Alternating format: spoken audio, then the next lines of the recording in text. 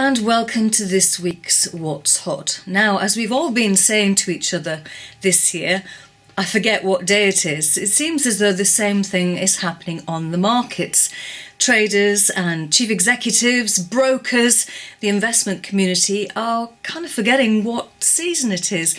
Traditionally, at this time of year, we would be easing into the festive period, but not so at the end of 2020, where the markets have got a real spring in their step. A lot has been happening. It's as though the markets are accelerating into the end of the year. So we've got new positions at the top. On the Market has a new boss. It's Jason Tebb. Now, he is the first estate agent to become a chief executive of a property portal.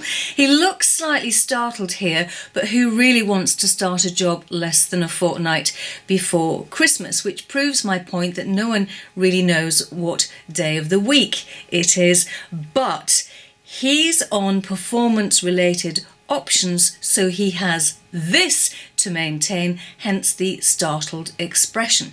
Well, staying with property, and Purple Bricks saw a significant increase in its share price this week after telling investors that underlying half-year profits were up 110% thanks to a rush of new customers. Cash standing at almost £76 million at the end of October, thanks to a £35 million boost from the sale of its Canadian arm.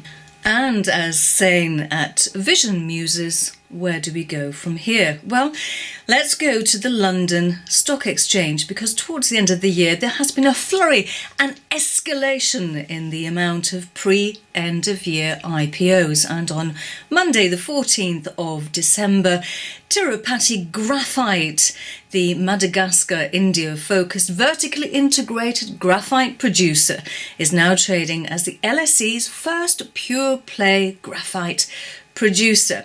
Well, here's Shahir Podar, Tripurati's Executive Chairman and Managing Director, speaking to LSE.co.uk's Donald Leggett. The intention was to provide wider reach to smaller UK investors to invest at the same terms and same price as the institutional investors. This is being promoted by the exchange. It is being looked favorably by the regulators. So we thought, why not take this responsibility and come out with this kind of an IPO? Now, worth a read is David Harbager's end of year blog, which I think I may be plagiarising often over the coming weeks. But his blog starts off with a Christmas quiz with this question: which year did the Queen describe as her annus horribilis? Well, answers at the end, and well, if we don't know what day it is, the years will just be merging into one another. Well, his blog talks about how the UK is lagging behind in the digital age and argues the traditional market indexes will see a shift from the stalwarts of the FTSE. So goodbye ICI and hello crypto. There you go. I told you that the years were merging into one another. And digital is important because this week the EU unveiled rules to overhaul the digital market, including how tech giants operate. A pair of laws, the Digital Services and Digital Markets Acts, focus on competition and making platforms responsible for hosted content. Someone who isn't naive is technology analyst Ben Evans, who says the new rules are likely to have unintended consequences.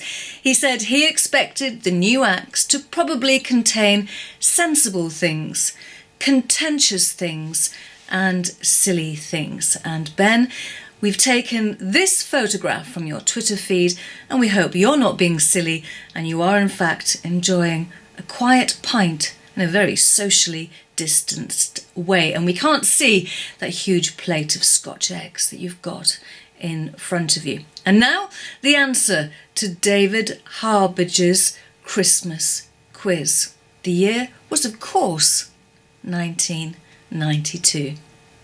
And this year is 2020.